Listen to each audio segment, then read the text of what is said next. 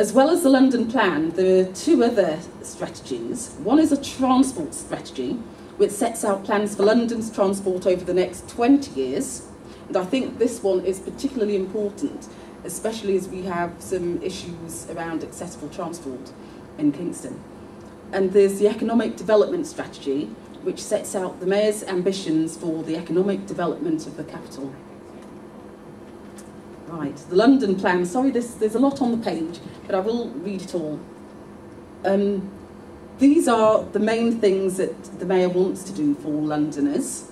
And I suppose it's also for those people who visit London as well, anybody who actually comes into the area. He wants to enhance the quality of life for all Londoners and promote equal life chances for all. And I think that is particularly important for us.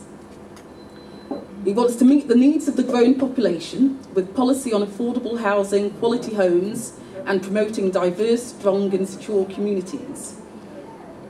He wants to support London's economic success and employment growth with policies on maximising the benefits from investment, identifying the best locations for development and regeneration, sustaining town centres, and I know the Borough of Kingston has several different town centres. There's Kingston town centre itself, there's Surbiton, and I think there's New Malden is also considered. Sorry, I'm not very good with Kingston. Is there another town centre area that I might have missed out? No, it's just that I know at the moment there's a lot of work going on around Surbiton town centre redevelopment. Kingston has had a lot already done, and it is actually successfully applied for bid 2, and there's going to be a lot more work going on. And so I think it is important that we know about this. Improve the environment and tackle climate change through reducing carbon dioxide emissions from the transport network and new developments, securing quality water supply and renewable energy, improving waste infrastructure and protecting open spaces. It all tends to sound a bit boring, but at the end of the day, if people are going to be making decisions about those things that are going to affect our lives, then we do need to know about them and we need to put forward our views. The other things they want to do is drive London's transition to a low carbon economy, ensure London transport is easy, safe and convenient for everyone. They want to encourage cycling, walking and low polluting vehicles. They want to support the delivery of the London 2012 Olympic and Paralympic Games and its legacy, and the Mayor's regeneration priority for the next 20 years. And finally, ensure that London is the most competitive business environment in the world and give everyone the opportunity to share in the capital's economic success.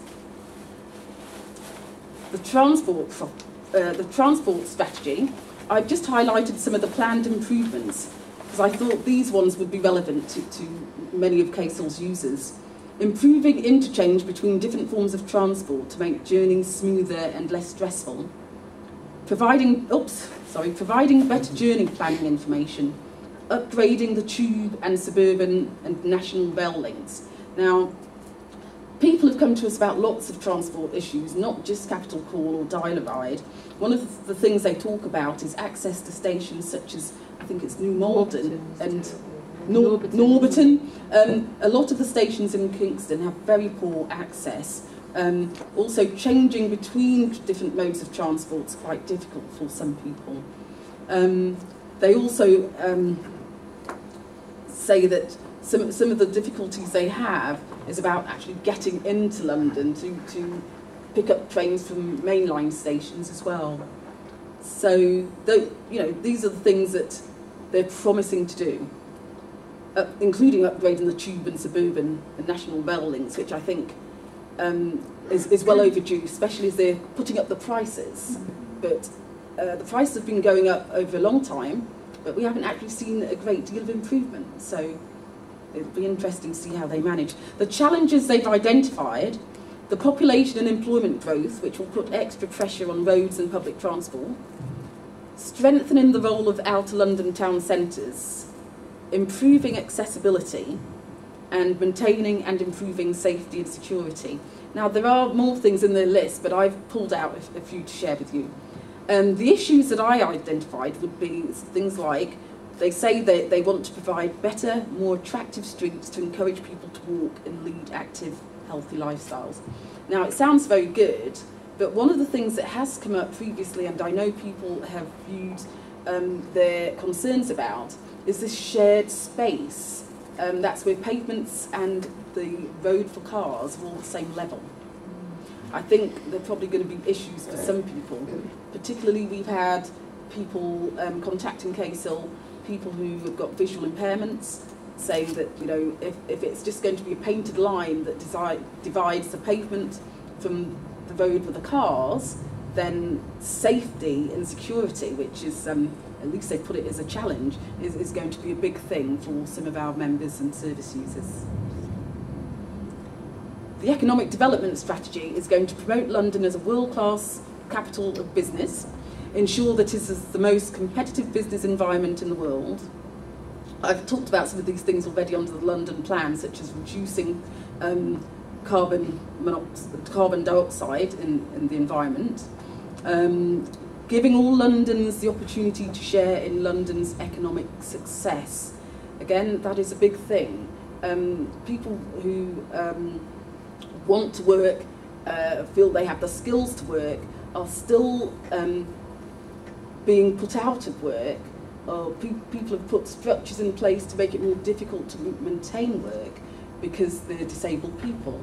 I recently took a call from someone who his organisation has want to drop him a few grades, want to drop his salary, and have taken away his bonuses, all because he's disabled.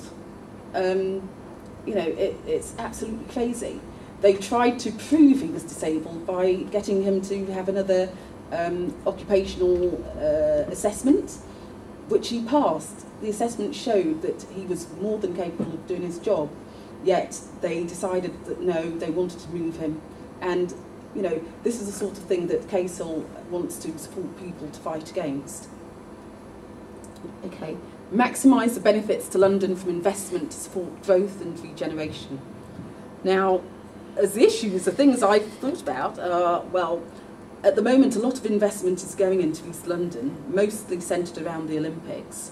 I went to Disability Capital, which was a conference organised by the Mayor's Office, and most of the day, in fact the whole morning, was taken up with a lot of talk about the Olympics. I know one of the things they tried to put across was the fact that because of the Olympics and the money that's going into it, they're going to be able to make London much more accessible.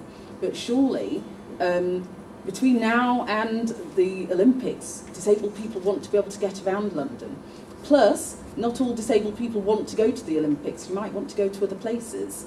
So I think this is a very big issue. How does Kingston compare in terms of being able to attract money for investment to make things accessible for the people here? And to what degree will disabled people get opportunities to share in this economic success? So I don't know what you feel about what I've shared with you. It's important to know about it, and it's important to know whether all the decisions are going to be made in the best interest of disabled people. But you do have a chance to help shape London's future. They're doing consultations on the London Plan, the Transport Strategy and the Economic Development Strategy. Consultation is open until the 12th of January 2010. A quote from the Mayor, Boris Johnson: "Over the coming months we will be listening to what Londoners think of our approach, and together we will create a better, cleaner, greener and more livable city where heritage is valued and the future is embraced." Are you all up for the challenge then? KCIL needs your help to shape the future. Did any of that interest you at all? Is any of it likely to affect your lives? If Boris said it, I don't know. Sorry, I can't hear that. If Boris said it, he doesn't believe it. Oh. Well, Boris has said he wants to listen to what you're saying.